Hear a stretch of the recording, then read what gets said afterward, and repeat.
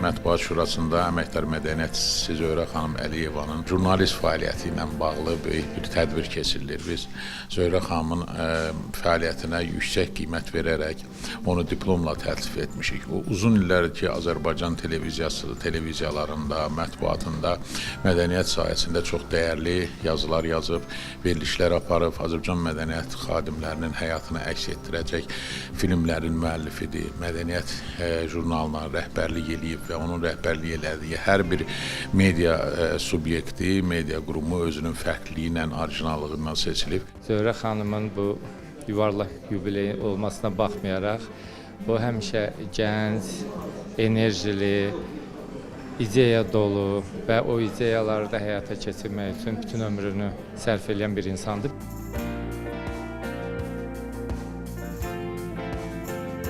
Hiss eləyirəm ki, mənim dostlarım da oradan da məni sevir, çalışdığım təşkilatlar məni sevir. Doğruluq, düzgünlük, sözünün ağası olmaq, verdiyin sözü həyata keçirmək, mütləq, nəzakətli olmaq, peşəkar olmaq. Bunu mən özüm deyə bilmərəm, bunu ətraf deyər. Əgər deyirlərsə də təşəkkür eləyirəm ki, deyirlər və qiymətləndirirlər. Bu çox vacib şərtdir və mən çox sevinirəm ki, mənə belə bir münasibət var. Deyirlər ki, bəşəriyyətin 8% gəlib bu yaşa gəlib çatır.